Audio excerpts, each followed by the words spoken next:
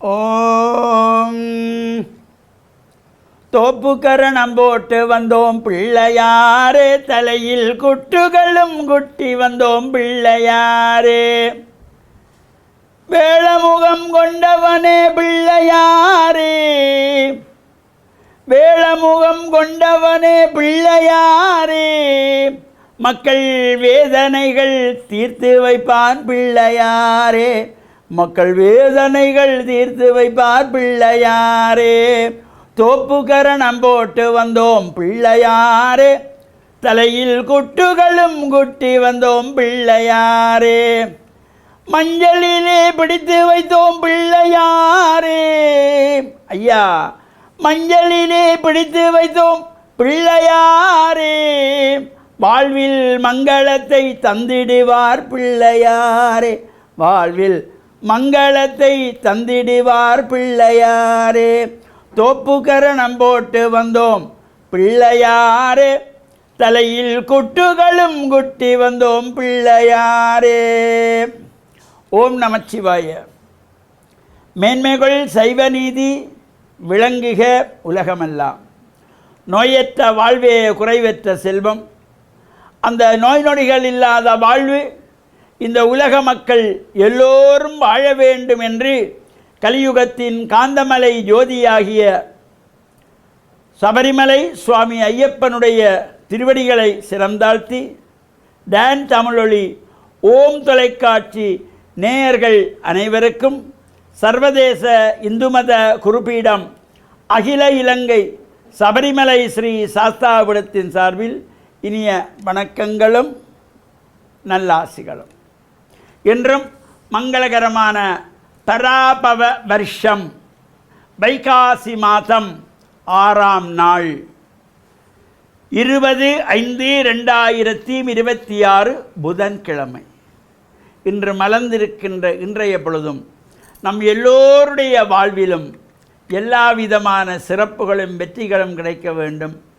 நாம் தொடங்குகின்ற காரியங்களெல்லாம் நல்லபடியாக நிறைவேற வேண்டும் என்று இறைவனை பிரார்த்தித்து இஷ்ட தெய்வங்களையும் பாரம்பரிய தெய்வங்களையும் குல தெய்வங்களையும் வழிபாடு செய்து பெற்றோர்கள் பெரியோர்கள் குருவானவர்கள் ஆசிரியர்களையும் வணங்கி அவருடைய அன்பையும் ஆசியையும் பெறுகின்ற பொழுது எந்த நாளுமே நமக்கு நல்ல நாளாக அமைந்துவிடும்.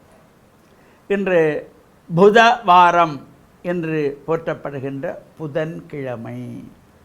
இந்த கிழமைகளுக்குள்ளே ஒரு அற்புதமான நாள் இந்த புதன்கிழமை. அபரிமிதமான சக்தியை தரக்கூடியது. எந்த ஒரு சுபகாரியங்களை நாங்கள் புதன்கிழமையிலே செய்தால், அவ்வாறு புதன்கிழமை நமக்கு அமைந்தால் அதை போல ஒரு சிறப்பு வேறு எந்த நாட்களும் கிடையாது. அவ்வளவு சிறப்பும் பெருமையும் கொண்டது இந்த புதன்கிழமை.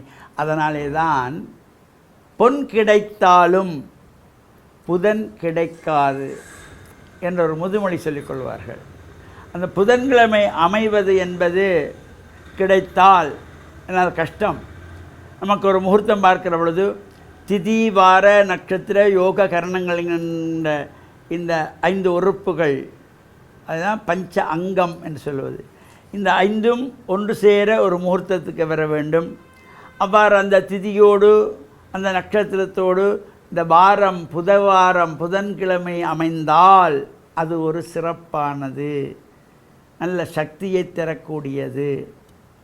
அந்த வகையில் இன்றைய தினம் வளர்பிறை சதுர்த்தி விரதம், விநாயகப் பெருமானை வேண்டி வழிபாடு செய்வதற்கு ஒரு சிறப்பு.